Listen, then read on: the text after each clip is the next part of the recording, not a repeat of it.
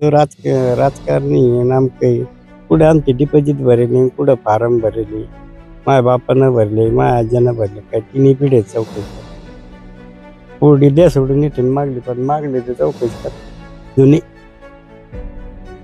इथे बडी तर पाहायला यायला तयार नाही इथे सीसी कॅमेरे आहे त्यांची. आता आमदाराला विचारलं आमदार शब्द इथे दिला आम्ही इथेच बसेल होतो ना.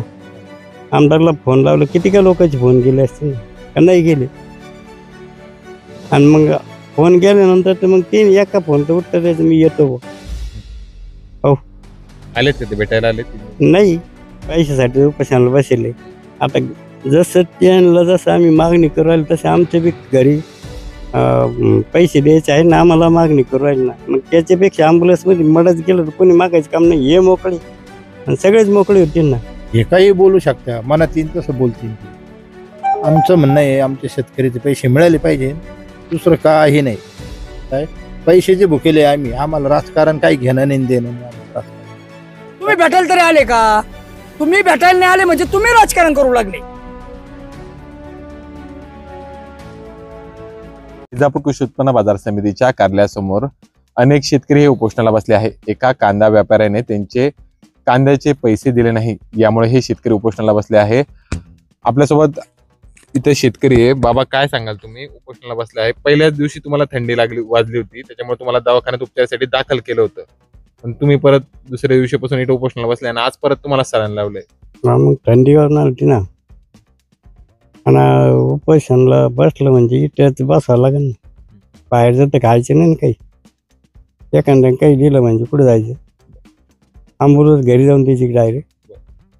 इथे जे डॉक्टर आले होते त्यांनी काय सांगितलं तुम्हाला? डॉक्टर सलाईन दिले. ते म्हटलं होते तुम्हाला उपचारासाठी रुग्णालयात यावं लागेल वगैरे? हा यावं लागेल. मी येणार नाही म्हणलं इथंच राहील. जागेवर जिथं उपोषण तिथंच राहावं लागेल ना. तिथंच राहील ना. हो आणि ते कोण म्हणतो तो राजकारणी नामकं कुठं आमचे डिपॉझिट भरेले कुठं फार्म भरेले माझ्या बापानं भरले माझ्या आज्यानं भरले काय तिन्ही पिढे चौकशी कर. पुढे द्या सोडून इथून मागली पण मागले तर चौकशी कर जुनी. इथे बडी तर पाहायला यायला तयार नाही इथे सीसी कॅमेरे आहे त्यांची. आपण तरी सगळे शेतकरी इथे दिसू राहिले. दुसरे जे लोक भेटायला राहिले ते दिसू राहिले नाही यांचा तर पत्ताच नाही. हे येते मागले खोलीत बसते मीटिंग चालू आहे म्हणते निघून जाते. मग इकडे शेतकऱ्याची चर्चा कोण करायचं. आज उपोषणाचा तुमचा तिसरा दिवस आहे आणि आजपर्यंत तुम्हाला म्हणजे प्रशासनाकडून किंवा संचालक मंडळाकडून काय सांगण्यात आलंय की तुमचे पैसे मिळतील नाही मिळतील काही सांगितलंय का त्यांनी?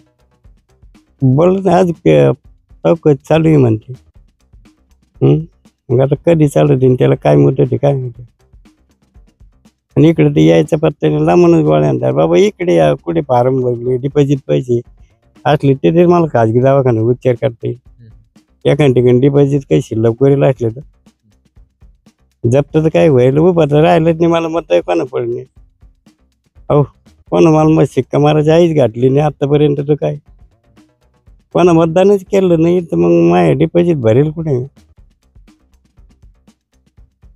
मग आता ते म्हणतो ते कुठे राजकारणी. आतापर्यंत किती संचालक भेटून गेले तुम्हाला? सभापती काय बोलले? सभापती काय बोलतो ते म्हणे बाप्पा हो काय करायचं घ्या करून पैसे. आता आम्ही कांदे घालून बसलो.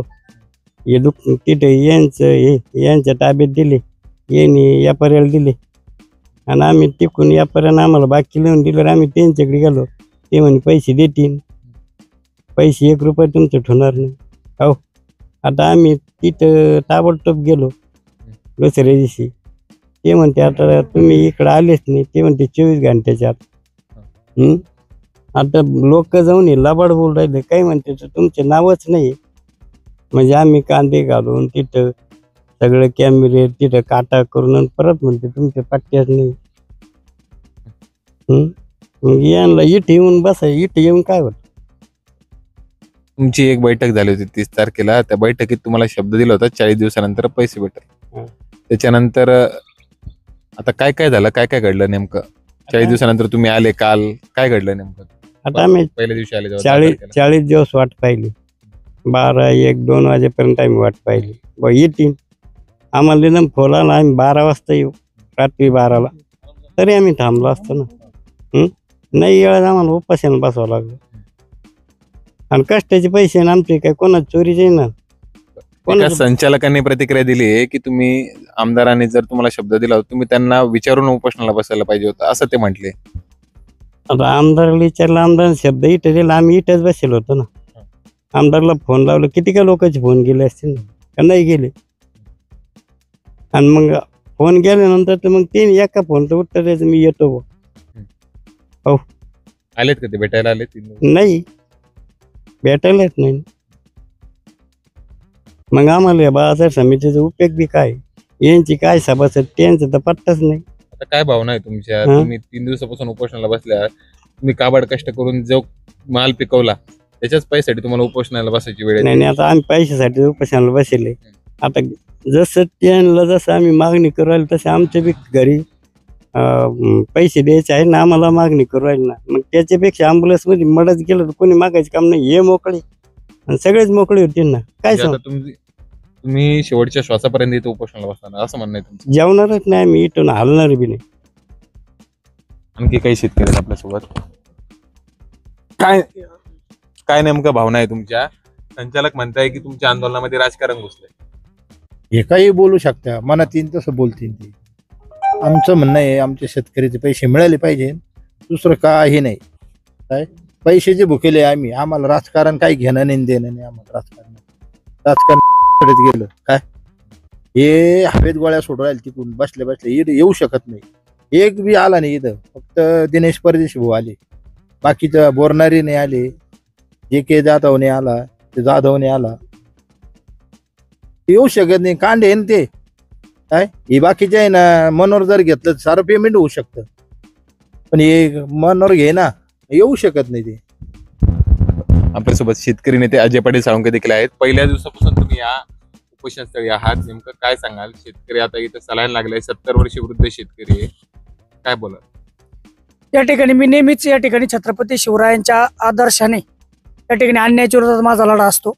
आज या शेतकऱ्यांवर या ठिकाणी अन्याय झालेला आहे आणि या अन्याय झाला असल्या कारणाने यांना न्याय मिळाला पाहिजे. यांचे जे हक्काचे घामाचे पैसे तात्काळ मिळाले पाहिजे. वास्तविक पाहता यांना उपोषणाला बसण्याची वेळच यायला नको होती. यांना हे जर म्हणत असतील, आता तुम्ही आता चर्चा ऐकली की बाबा शेवटच्या श्वासापर्यंत लढणार आहे, म्हणजे ह्या वृद्धाचं काही झालं, या शेतकऱ्याचं काही झालं, याला जबाबदार कोण, हा मोठा प्रश्न या ठिकाणी निर्माण झाला. आणि तसेच या ठिकाणी आताच तुम्ही म्हटले की कोण संचालक या ठिकाणी बोलले म्हणे की इथं राजकारण चालू झालं. आता राजकारण तुम्हाला 40 दिवस या ठिकाणी तुम्हाला राजकारणासाठी, तुम्हाला या ठिकाणी शेतकऱ्याच्या समस्या सोडण्यासाठी या ठिकाणी दिले होते ना. तुम्ही 40 दिवसापूर्वी या ठिकाणी जे आश्वासन दिलं त्याची जर पूर्तता केली असती तर शेतकरी इथं बसले नसते आणि आमच्यासारखे चळवळीतील लोक आणि इतर लोक या ठिकाणी नेते आलेच नसते ना. म्हणजे याचा अर्थ तुम्ही आश्वासनं द्यायचे, तुम्ही या ठिकाणी त्याची पूर्तता नाही करायची आणि तुमच्या अपेक्षेचं खापर हे तुम्ही जे या ठिकाणी जे सामाजिक कार्यकर्ते आहे, जे स्वतःच्या जमिनी विकून लढू राहिले, त्यांच्यावर तुम्ही फोडणार आहे का? तुम्ही शेतकऱ्याचे पैसे देऊन टाका. ज्या दिवशी तुम्ही बॅग भरून हे शेतकऱ्याचे वाटायला आणशाल त्या टायमाला आमच्यासारखे तो निघून जातील. आम्ही त्याला म्हणजे तिथं वाटायला सुद्धा थांबणार नाही. तुमच्याच फोटो पेपरला येऊ द्या, तुमचाच मोठेपणा करा, याच्याशी आम्हाला कुठलंही घेणं देणं नाही. फक्त आमचं एकच म्हणणं आहे, रिकामी कोणावर शिंतोडी उडू नका. उडवत असताना आपण किती या ठिकाणी आपण काय केलं आपल्या जीवनामध्ये एकदा त्याच्यात झाकून बघा आणि तुम्ही दिलेले शब्द पाळा. आम्ही इथं येऊन काय बोललो की तुम्ही या ठिकाणी शेतकऱ्याला दिलेला शब्द पाळा. आता शब्द पाळायचा नाही. 40 दिवस झाले तुम्ही पैसे दिले नाही, ते पैसे द्या. या ठिकाणी कोणी इथं येणार नाही, शेतकरी इथं बसणार नाही. ही स्पष्ट भूमिका आहे. आणि राजकीय वळण लागलंय म्हणतात. आता राजकीय वळण कशाला म्हणतात? राजकारण म्हणजे इथं काय राजकारण यांच्या पैशासाठी बसले, हे म्हणून राहिले का आमदार हे बदला ते बदला. एका तरी शेतकऱ्यांनी इथलं बसलेल्या पैकी यांनी म्हणले का तुम्ही राजीनामे द्या, हे म्हणले का तुम्ही इथून निघून जा. तुम्ही भेटायला तरी आले का? तुम्ही भेटायला नाही आले म्हणजे तुम्ही राजकारण करू लागले. तुम्ही जर इथं भेटायला आले असं सातवण केलं असतं, बाबा आता नको आम्ही 4 दिवसांनी तुमचे पैसे देऊ, पाठपुरावा चालू आहे. तुम्ही काय पाठपुरावा केला तो आतापर्यंत या शेतकऱ्यांना द्यायला पाहिजे होता. आमच्यासारखे आलेच नसते ना. तुम्ही या ठिकाणी बघ्याची भूमिका घेतली म्हणून आमच्या सारख्यांना यावं लागलं आणि आम्ही नेहमीच या ठिकाणी लढत असतो. ह्या गोष्टी महत्वाच्या विषय आहे की राजकारण इथं कुठलं नाही. तुम्ही पैसे द्या, इथं सगळा विषय मुद्दाच संपला. ही या ठिकाणी महत्वाची भूमिका आहे. तर या ठिकाणी या शेतकऱ्यांनी असं व्यक्त केलंय की आम्ही आमच्या पैशांसाठी लढतोय, यात कुठल्याही प्रकारचं राजकारण नाही आणि शेवटच्या श्वासापर्यंत आम्ही ही लढाई सुरू ठेवू. गौरव धामणे, मी मराठी न्यूज, वैजापूर.